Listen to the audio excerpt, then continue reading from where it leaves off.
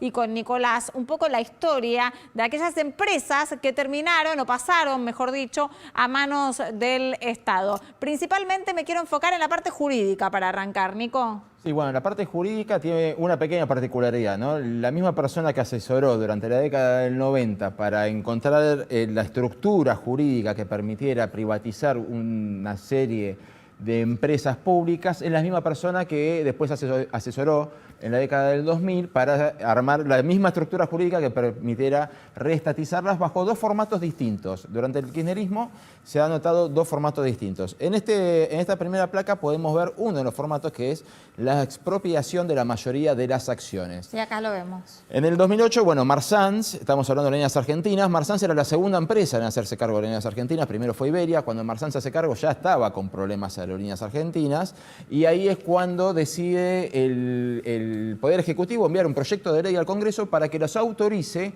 a expropiar el 51% del paquete accionario de Marsans y de esta forma convertirse en el principal accionista de Aerolíneas Argentinas, que no es una empresa del Estado, sino que es una empresa con mayoría de participación del Estado, en la cual el Estado toma todas las decisiones. ¿Cómo nos refresca la memoria, Nicolás? Porque uno se había olvidado ya de lo de Marsans. Bueno, seguimos. En el caso de Lockheed Martin, que después pasó a ser, volvió a ser FADEA, fábrica de aviones de Argentina, es un caso un tanto raro dentro de todas las empresas que se reestatizaron, porque Lockheed Martin se quería sacar de encima la empresa, básicamente.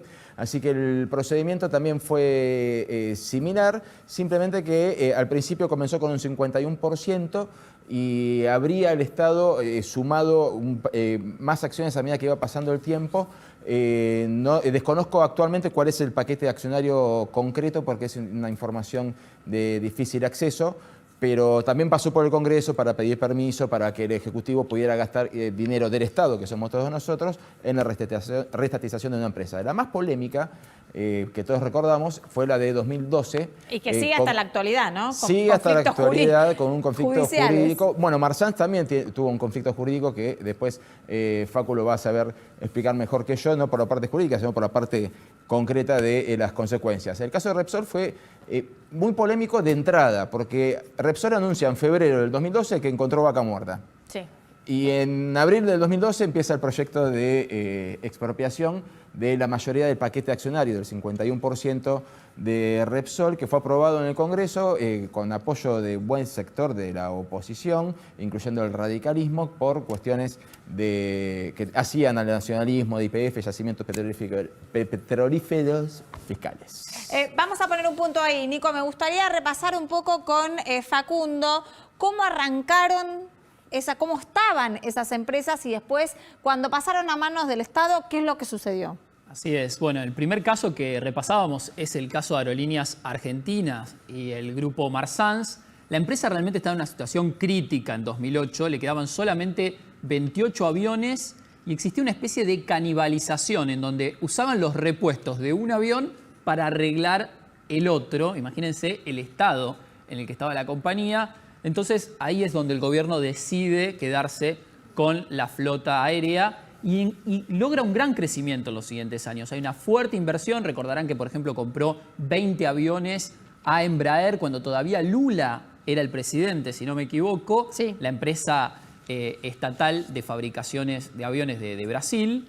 Compra 20 aviones, después también hace contratos con Boeing y con Airbus y avanza en ese sentido, haciendo crecer la compañía. Pero ¿qué pasa en ese proceso?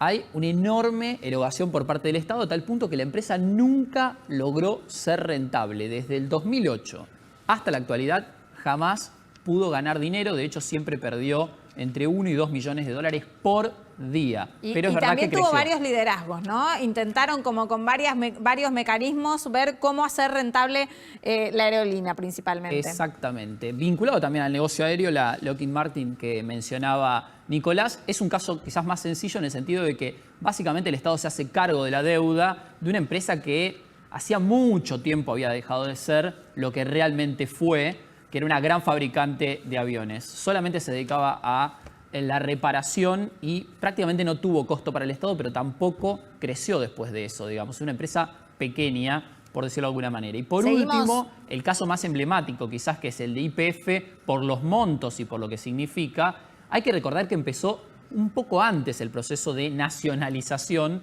cuando le permiten a los Eskenazi ingresar en la compañía en 2008 con el 15% y en 2010 elevan su participación al 25%, todo con la venia del gobierno nacional. De hecho, pagaban el ingreso a la compañía con las propias utilidades de la empresa. Bueno, esto se tornó inviable. El Estado finalmente se hace cargo de la empresa en 2012, como bien decía Nicolás, cuando descubren que además podían explotar el yacimiento de Vaca Muerta. Y eso tampoco nos salió gratis, porque tuvo que emitir un bono en ese momento el gobierno de 5.000 millones de dólares para pagar a Repsol por el 51% y control de la empresa. Y lo que hay que decir acá, para cerrar el tema del petróleo y de YPF, quizás fue el peor negocio de la historia para el Estado, porque vendió y en primer lugar privatizó en los 90 YPF cuando el barril valía $12 y lo nacionaliza con el barril a $130. Claro. O sea, imagínense el valor de la empresa en los 90 y cuando se nacionalizó. Y hoy vale una décima parte. Bueno, esto, para que tengan en cuenta lo que les estábamos hablando, eran empresas en las que el Estado expropió la mayoría de las acciones, pero también hubo otras empresas con distinto mecanismo que pasaron a manos del Estado. Nico. Exactamente, estamos hablando de las que son empresas que están protegidas de origen por nuestro sistema constitucional. Por ejemplo, hablamos de anulaciones de contrato directamente por decreto. ¿Por qué? Porque no hacía falta otra cosa. Un decreto que después eran convalidados en el Congreso, pero que estaban dentro de las facultades del presidente. El caso número 1 es la primera estatización, que es la de SOCMA. Comenzó en noviembre del 2003 y termina en 2004. No SOCMA entero, sino el manejo del correo argentino en manos del grupo Macri, que es una gran paradoja, porque fue la última empresa en privatizarse, mal llamado privatizarse, y la primera en mal llamado reestatizarse. Claro. ¿Por qué digo mal llamado? Porque el correo argentino es facultad del Estado, es una de las propiedades del Estado que se concesionaron, ¿sí? Se entregó en concesión. Entonces, por decreto puedo anular la concesión y llamar a una nueva licitación o quedarme con el manejo de la compañía. Inarsa en el 2005, que es la antigua Tandanor, ¿no? La reparación y fabricación de astilleros. En este caso se hizo exactamente lo mismo, se anuló por decreto, pero hubo una situación un tanto mixta, ¿no? Se hizo una evaluación de toda la empresa y se crearon como si fueran acciones. No serían técnicamente acciones, pero el 90% de las utilidades en manos del Estado, el 10% de las utilidades en manos de los trabajadores. Aguas Argentinas. Aguas Argentinas es un caso emblemático. ¿Por qué? Porque cuando se crea Aguas Argentinas, Obras Sanitarias de la Nación ya había sido desguazada y extinta como empresa en sí mismo.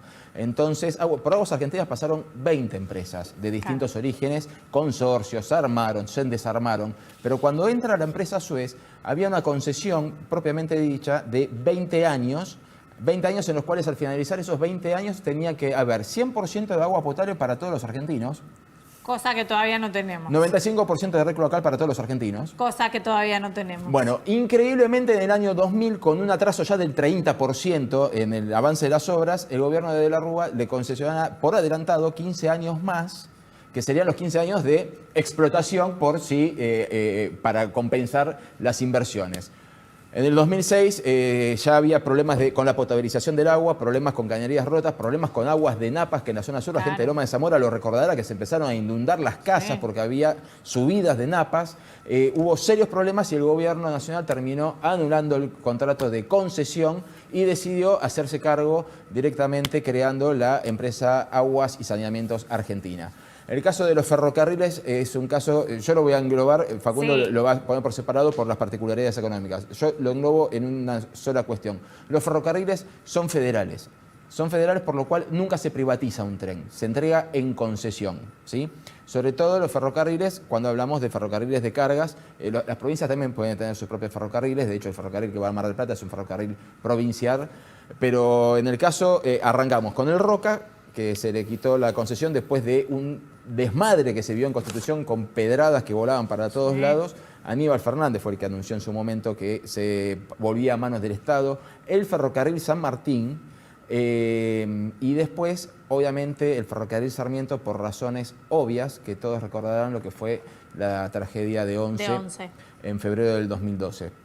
Por último, el Belgrano Cargas tiene una particularidad muy especial. Belgrano Cargas fue el que mayor desmantelamiento sufrió durante todo el desguace del sistema ferroviario en la década del 90 y fue reestatizado primero con la anulación por decreto de la concesión y en algún momento pasó por manos de la familia Macri, en algún momento pasó por un ente tripartito que estaba integrado por Moyano, que es el sindicalista de los camioneros, estaba en Belgrano Cargas, y finalmente termina haciéndose cargo el Estado. Es interesante el tema de los ferrocarriles. Alrededor del mundo se basan en el sistema de ferrocarriles para el transporte de cada una de las materias y de la producción a lo largo de todo un país. ¿Sí? Déjame remarcar lo último para que quede bien claro esta diferencia con lo anterior. Estos no son expropiaciones, claro. ¿Sí? Son anulación de concesiones. ¿Cuál es la diferencia? Que son todas cuestiones que ya son propiedad del Estado y el Estado no las puede vender, entonces las concesiona.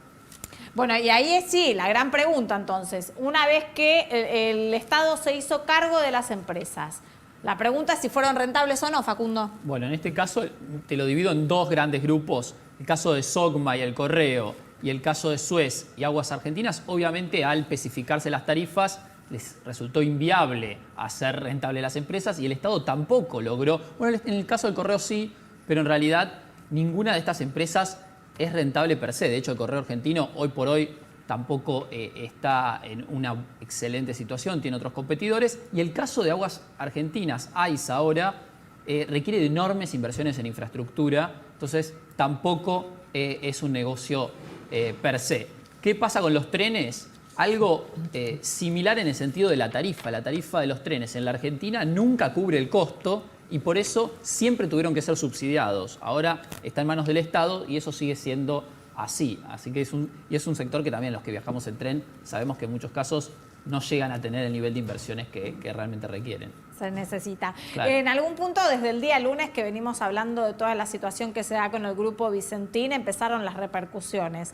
Lo llamativo es que a lo largo de estos 3 días, las repercusiones no surgieron solamente en el arco opositor, sino también de personalidades o de la dirigencia política en algún punto que uno creería que puede llegar a estar cercano a el gobierno nacional con Alberto Fernández a la cabeza. Gise, ¿cómo viene el ámbito político, ¿no? De estas también marchas y contramarchas, ¿no? Sí, bueno, mira, básicamente lo que se puede decir es que la marcha y la protesta de anoche de la gente de Reconquista y de Avellaneda, de los santafesinos, preocupó muchísimo al presidente Alberto Fernández, al punto que se comunicó con el CEO anoche de Vicentín, que es Sergio Nardelli. Quedaron en verse mañana a las 6 de la tarde en Olivos y a partir de ahí empezó a cambiar, hubo un giro sobre la estrategia sobre el futuro de Vicentín. Coincido, tengo la misma información que recién decía el periodista de Santa Fe.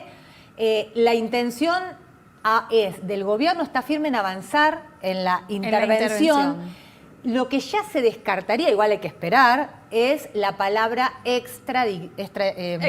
Expropiación, exactamente. De hecho, el proyecto todavía no fue al Congreso. La idea es volver al punto anterior, a encontrar una salida más negociada, que era lo que estaba haciendo el ministro de Producción de Santa Fe, Daniel Costamagna, con la empresa, tratando de encontrar una salida, si se quiere, un salvataje, una intervención, pero no una expropiación que generó el rechazo social. Hoy también hubo un cacerolazo, generó la advertencia de La Baña con su bloque Consenso Federal, generó la advertencia de los constitucionalistas, el rechazo de casi toda la oposición, sí. Incluso de propios, empresarios, ¿no? Amigos incluso cercanos al gobierno. Guillermo Moreno. El rechazo del agro.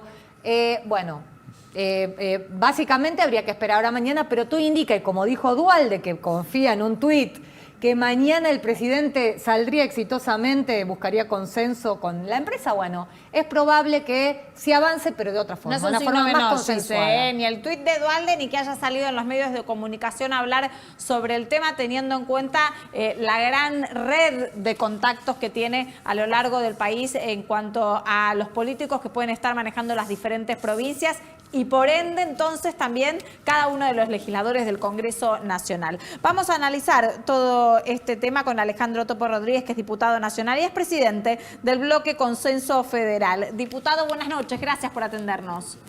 Al contrario, buenas noches a ustedes, gracias por el interés en dialogar con nosotros.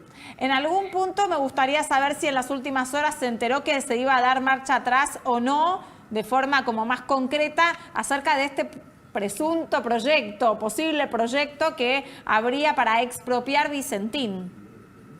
Nosotros no formamos parte del gobierno y lo que sabemos, lo sabemos a través de ustedes. Lo que usted está mencionando va en línea con lo que hemos venido escuchando y conversando desde últimas horas de la tarde. Ustedes han sido muy precisos. Ese proyecto nunca se constituyó en tal, es decir, circuló un borrador que supuestamente iba a constituirse en un proyecto e ingresar por el Senado, pero según tengo entendido, hasta Todavía esta no. hora el proyecto no ha ingresado.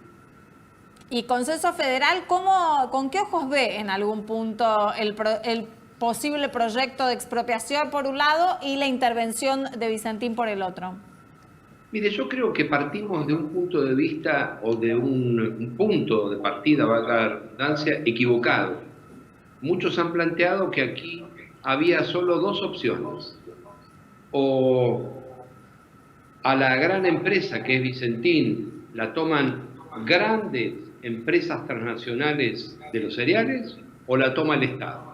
El punto de partida es falso, la dicotomía es equivocada.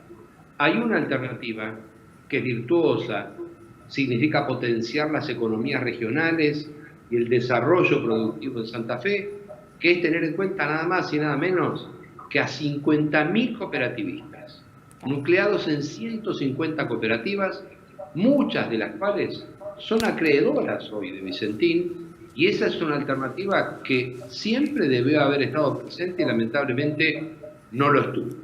En segundo lugar, es evidente, lo dicen todos los expertos, que hubo un error técnico en el modo en que se definió y se designó a los interventores, porque en vez de hacerlo a través del juez, se hizo a través de un decreto del Poder Ejecutivo. Lamentablemente, todo este ruido, que es fruto de los errores del gobierno, está corriendo de foco lo importante y lo grave, que es el irresponsable comportamiento de los actuales accionistas de Vicentín, que llevaron a esta situación de angustia, de zozobra, a miles de pequeños productores y trabajadores de Santa Fe y buena parte de Argentina. Por lo tanto, para nosotros es positivo si se evaluaran alternativas distintas a las que se anunciaron y se encamina la solución por el lado que a todos les conviene, que es participación del sector privado, el sector privado cooperativo, transparencia y responsabilidad para que los actuales accionistas de Vicentín respondan a sus propios acreedores y que además de todo esto se termine definiendo un camino positivo para la producción, que es lo principal. Diputado, está acá Giselle, que le quiere preguntar. Sí, ¿cómo le va, diputado? La semana pasada el presidente se reunió con Roberto Labaña, también se reunió con empresarios a los que les dijo, y lo dijo públicamente, que no iba a avanzar sobre las empresas. Esta semana se da esto, Labaña sale medio a despegarse, a decir, cuidado, a advertir. Y el tema es cómo evalúan ustedes, usted que pertenece a la fuerza de Labaña, estos vaivenes constantes del presidente. ¿Cómo lo explican? Que dice una cosa y después aparece con el tema de la expropiación. Bueno, en todo caso creo que quien debe explicarlo es obviamente el partido de gobierno y el oficialismo, pero yo no le voy a esquivar a la respuesta que usted plantea. Mire, siempre es mejor cambiar a tiempo una mala decisión que por estar encorsetado en una alternativa e ir a fondo aún persistiendo en el error. Yo valoro si es que efectivamente se ha pensado una medida y se ha evaluado que no era la más conveniente. En tal sentido, usted lo ha visto y lo verá a Roberto Labaña planteando en público lo mismo que en privado, que es su visión respecto de la importancia de coordinar esfuerzos entre el sector público y el sector privado, pero no avanzar sobre aspectos que hacen hoy a un sano desenvolvimiento del desarrollo de la actividad privada. Pero también lo va a ver a advertir, por ejemplo, al Fondo Monetario Internacional, que en lugar de hacer declaraciones y emitir opiniones, emita lo que se denominan derechos especiales de giro, es decir, poner recursos para ayudar a la economía mundial en un momento en el que se necesitan financiar políticas productivas y de sostenimiento del trabajo. Lo va a encontrar así de equilibrado a la baña, muy sincero, y cada vez que haga una crítica va a tener a mano una alternativa, una propuesta que es también nuestra filosofía de trabajo. Nosotros fuimos muy claros en criticar y marcar los errores en la decisión del gobierno, y seremos los primeros en reconocer que se ha encaminado de manera virtuosa si efectivamente hay un cambio en ese sendero. Facu. Sí, diputado, en este tipo de mensajes cruzados o que van y vienen por parte del gobierno nacional, ¿no cree que es nocivo directamente sobre todo el sector privado cuando Argentina necesita pensar en cómo salir de la cuarentena y comenzar un proceso de alguna manera virtuoso para reponer todos los puestos de trabajo que se están perdiendo? Sí, yo quiero resaltar una vez más que lo realmente dañino y nocivo para el sector del cual estamos hablando o al cual estamos haciendo referencia ha sido el comportamiento de la empresa Vicentín con una profunda irresponsabilidad. Si además a eso le sumamos decisiones que no contribuyen a orientar como corresponde una salida de esa situación, se produce lo que efectivamente usted está mencionando. Yo me pregunto, ¿por qué estuvo ausente el sector cooperativo? Las cooperativas que tienen una tradición en Santa Fe y que son un modelo de trabajo, no solo en materia industrial, como lo hay en la agroindustria, sino en el agro, que pueden invertir, producir, vincular ciencia y tecnología con productividad para exportar más. ¿Por qué estuvieron ausentes y no estuvieron presentes en la decisión? ¿Por qué estuvo ausente la representación institucional del gobierno de la provincia de Santa Fe? Creo ¿Y usted qué cree, diputado, de por qué? ¿Usted qué cree? Eso de algún modo define el modo en que se adoptan las decisiones. Quienes están y quienes no están son quienes participan o no participan en la toma de decisión. Y ¿No cree que puede llegar a ser una estrategia política de algo? Mire, yo no sé qué es, pero sí sé cuál resultado ha generado. Cuando usted tiene semejantes ausencias en la toma de decisiones, después tiene grandes problemas para implementarla. Yo me pregunto, ¿tiene sentido que festejen los intendentes, muchos de ellos amigos míos, del Gran Buenos Aires, pero que se opongan los intendentes locales en las localidades, pueblos, la gente trabaja al lado de Vicentín? Ese es el error. Nico. Diputado, yendo a la foto, ¿no? No sabemos cómo va a terminar la película mañana después de la reunión de las 6 de la tarde, pero la foto hoy es un proyecto de expropiación que será enviado al Congreso, del cual todavía nadie ha tenido acceso al texto en sí. El gobierno, el partido que gobierna no tiene mayoría automática en la Cámara de Diputados.